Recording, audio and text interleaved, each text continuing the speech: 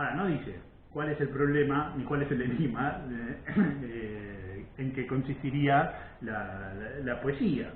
Uno podría pensar que lo que le molesta a Tsvetaeva es que la pregunta interrumpe ese libre flujo del significante que venimos viendo, que es el flujo que permitiría además la identificación. ¿Qué hace la pregunta? Efectivamente nos pone un freno y nos propone que reflexionemos sobre lo leído, que tomemos distancia, que frenemos la lectura para pensar críticamente. Es claro que el texto de Tsvetaeva es una avalancha de afectos, de imágenes, de sentimientos que no permiten, que requiere una lectura muy atenta, si queremos ser críticos, porque no nos permite cortar en ningún lado. Los movimientos no son lógicos, no están dados por relaciones causales que me permita a mí dividir el texto en bloques argumentativos, sino por justaposición de ideas a través de los significantes.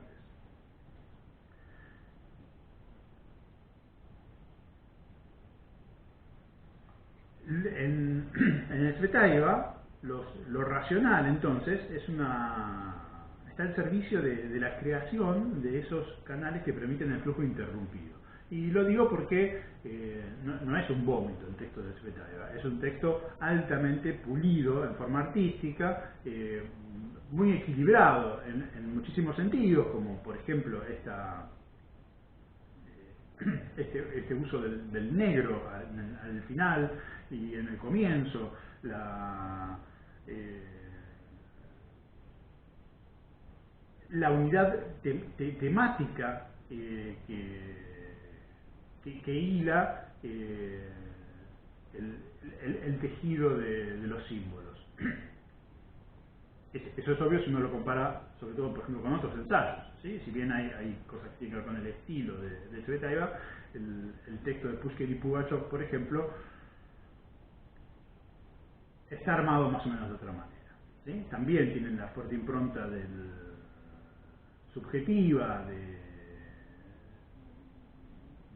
de Tsvetaeva, de ese yo en construcción que no le interesa la labor crítica tradicional, no son textos académicos, pero es un poquito más argumentativo, ¿no? Hay otros tonos, hay otras temáticas, y las imágenes y el conjunto adquiere otra forma y otra unidad. Esta apreciación sobre el realismo y sobre las preguntas retóricas se cierra en lo que sería una reflexión sobre la poética, en cierta defensa de Proust a través de la igualación de Pushkin y Proust, de los que dice que son dos monumentos a la amorfía. Y me parece a mí que es un alinearse con la estética del modernismo, y que uno podría efectivamente en todo este rescate de la niñez de Tsvetaeva ver una sintonía muy fuerte con la obra de Proust. Poquito antes de la mención de Proust hay una afirmación del niño que es muy interesante. Dice: lo que se aprende de niño se sabe para toda la vida, y lo que no se sabe en toda la vida. Unas páginas después ella va a decir: ¿cuánto pierde una persona con la adquisición del sexo? Y todo el tiempo ella está defendiendo las lecturas de la niñez. Uno podría decir, bueno, de niño no conocemos el significado pleno de todas las palabras, de adultos tampoco, pero de niños menos, y eso lleva a errores, a veces simpáticos, de lectura, que podrían quedar ahí como errores. Bueno, Tsvetaeva permanentemente en el texto menciona sus errores de lectura que contrastan con la lectura de los adultos, pero termina justificándolos, ¿sí? Entonces ella va creando su Pushkin de la niñez, incluso discutiendo a veces con los críticos oficiales, adultos, posteriores, discutiendo con las versiones oficiales de Pushkin de los manuales escolares, para decir: yo tenía razón cuando tenía 6 años. Pasamos a la parte final ahora del texto, y es que empieza cuando el hermano, medio hermano, 2 años mayor que ella, es decir, tendría 9 años a esta altura del texto, viene y dice: el doctor Yarjo dijo que mamá tiene tuberculosis y ahora se va a morir y se les va a aparecer toda de blanco. Entonces deciden ir al mar. Y acá se dispara la recepción que ella tenía del poema Al mar de Pushkin, que es un poema que también trata fuertemente sobre la libertad, y que el mar de Pushkin es el Mar Negro, si bien la familia de ella se van a ir a la zona de Génova, en Italia. Entonces, vuelve el tema de la libertad, vuelve lo negro, ¿sí? Vuelve de una forma terrible, porque todo el contexto, esto se dice como al pasar y casi desaparece, no hay menciones. Los textos de Tsvetaeva no son textos que se regodeen en un melodrama. Si son terribles y tristísimos es precisamente porque dice con una manera casi metonímica, como hablando de otra cosa, las cosas más terribles, ¿sí? Todo empieza a ser negro ahora. La escritura de ella, la reproducción de los poemas en sus libretitas, que son libretas caseras, encoladas, que se rompen, que la obligan a volver a escribir con sus letras negras, con una materialidad de la escritura que es frágil, que va a tener su clímax al final, cuando ella escriba el poema Al mar, frente al mar, en un peñasco al que le azotan las olas de un mar que avanza, y que cuando ella termine de firmar el poema y ponga Pushkin, cuando todos ya estamos esperando que escriba Tsvetaeva,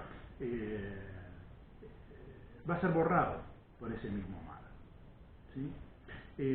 Hay una asociación nueva también en el plano del significante que permite el avance del texto, que es la asociación de stihia y de stihí. Stihia sería lo elemental de la naturaleza, o los elementos, y stihí son versos, que es la manera en que se dice poesía en ruso en general. Existe la palabra poesía, pero es como un término más culto. Escribir un poema es escribir versos, stihí.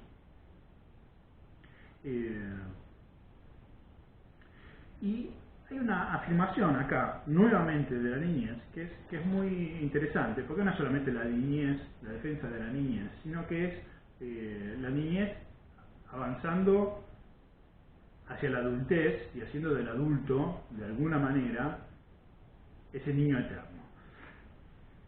Ella dice,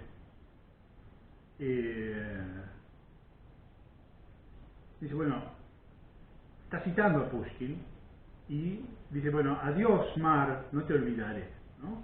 Dice, Prashai Zemorie, ni Zabudu, ¿no? No olvidaré. Y después dice otros versos de Pushkin, y Dolga Dolga, Slishat Budo, Tvoigul y Vicherni Echasí, ¿sí? Y por mucho tiempo escucharé tu rumor y las horas de la noche, ¿no? Los relojes de la noche.